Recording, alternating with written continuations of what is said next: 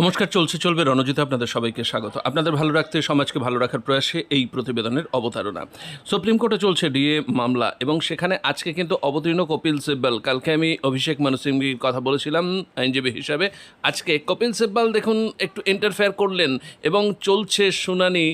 চেষ্টা চলছে যে রাজ্য সরকার যাতে এই ডিএটা না দিতে হয়, তারা সর্বতোভাবে চেষ্টা করছে কপিল সিব্বলকেও নামালেন। কিন্তু বিকাশ রঞ্জন ভট্টাচার্য চুপ করে এখনও বসে সমস্ত দিকে নজর রাখছেন, তার দিকে তাকিয়ে সরকারি কর্মচারীরা। একটু দেখুন সেই দৃশ্য। And then the operative directions. That you will find at page 462. Yes, it's volume 2. It's annexure B20. 462.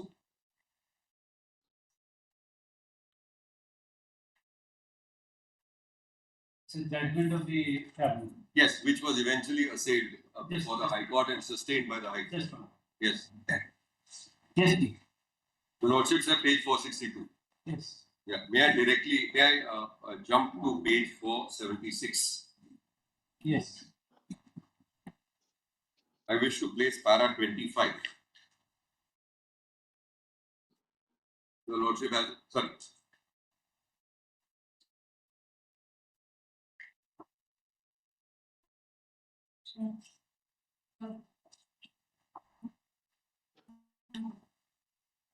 Yes. Para 25. Now we would like to consider the first issue, namely whether the employees of the government of West Bengal are entitled to get DA at a rate payable to the employees of the central government. Yes. Sorry. Yes. Yes. So I'm just placing the question para 25, which they thereafter proceed to answer. Page 476. Now we would like to consider the first issue, namely whether the employees of the government of West Bengal are entitled to get DA at a rate payable to the employees of the central government. Your lordships have that. Yes. Correct? Then, my lords, with your permission, I'm skipping the some part of that discussion. Please go over to page 476 Yes. and about 10th line from the top. You will find there is 10th line. There is no mandate. There is no mandate. Yeah, so I'll just emphasize that.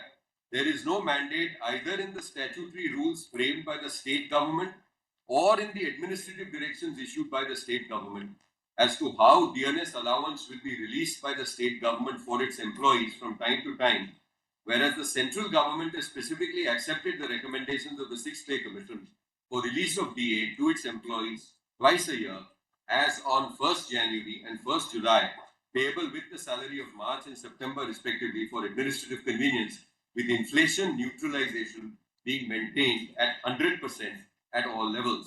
However, what is explicit from Rule 31E, these are our rules, 31E of, okay, it should be 31C of the ROPA Rules 2009 is that the state government has adopted the index with a base year of 1982 as the basis for determination of revised pay structure in terms of the 2009 rules by following an index as on 1st January 2006. It's also pertinent to point out what is implicit in Rule 31C, read with Rule 7 of the ROPA Rules 2009, along with paragraph 10 of the Memorandum of 23rd February 2009 and Memorandum of 23rd February 2009, is that the state government has followed the pattern of the central government in payment of DA to its employees at the same rate, but from different date, at least till 2010. Now let's go to the table, which is part of the impugned order on page 478. Page 478. Your lordship has a table there. Yes. Correct. Now just see. I'll just explain. At least my understanding of this table. So I'll place the table. See the heading of the left-hand first column. GO number of Finance Department, Government of West Bengal. All right. So this is how they've tabulated. Then the rate of DNS allowance released by the state government. Okay. So the rate is 2%, 6%, 9%, etc. We'll come to that. Date of effect given by the state government. So the starting point is indicated 1st April 2008, 1st June 2008. Then rate of DNS allowance percentage released by the central government. Your Lordship has that. And here you will find that at least insofar as the tribunal sets out, all the way up to 23rd November 2010, you will find that the rates are generally the same. Same more. Yeah. However, the start point for the central government is the extreme right-hand column. So just have a look at that. Date of effect given by the central government. So do you have, for example, 1st July 2006 over there? Your Lordship has that. So just see our, as far as West Bengal government is concerned, it was 1st April 2008. Right, same rate, but there's a slight slack. I mean, I'm just mentioning it. This is just an analysis by the tribunal itself. Then the tribunal after 2012 doesn't set out as to what the central government rates are. It doesn't, because it mentions it on that earlier page where it says that there was a consistency. But what I want to point out on the right-hand column is please see the steady increase, because eventually our submission is going to be A, there is no fundamental right. B, there is no legal or statutory right. C, it's a matter of discretion on the part of the state, which of course, like all discretion, has to be exercised in a reasonable manner under our system of governance on the basis of relevant factors. One of the relevant factors is going to be fiscal availability of funds, priorities, because of the whole matrix of circumstances which have to be looked into. But the first thing which will strike you when you see the left-hand column is that it's not as if the state government is in repose. As far as DA is concerned, even after 35, it goes up to 45, 52, 58, 65, 75, 85, 100, 125, etc. And this has been paid. Please note that. This is in terms of our rules. This is in terms of exercise of discretion. So it's not a case where DA is not being paid.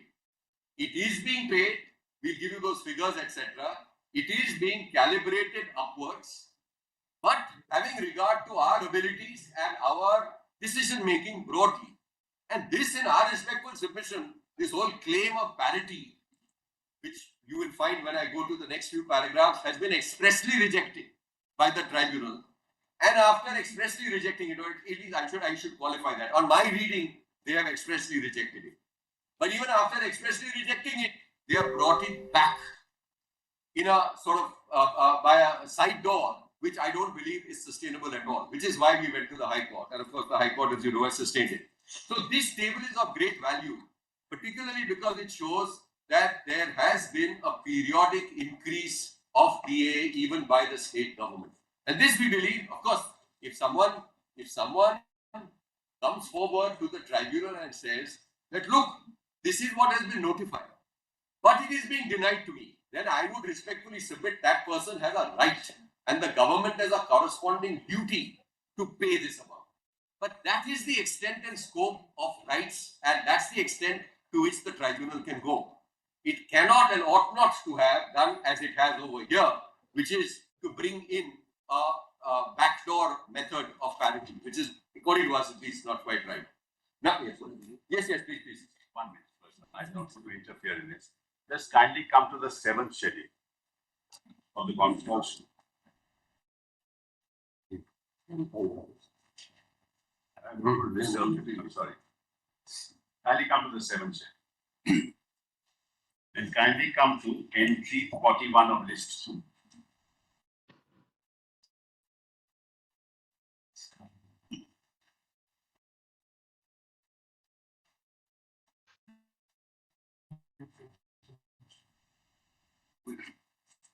State Public Services, Yes. State Public Service Commission. State public services are exclusively in the control of the state. All salaries, all There cannot be. So one of the DNL's allowance is to be decided by the state because it relates to the public service of employees of the state. And therefore, one of each state has a different method. There are 13 states which don't follow the central government method. I don't think so. We have any doubt about this proposition. Therefore, one of the order, the central government will never apply to us because that's our domain under state public service. Subject to what they say, and subject to correction, I don't think so. We have any doubt about it. If you don't follow, then the order says that you have to. Will be. I'm just pointing out there's a constitutional issue. That's all. I'm sorry. No.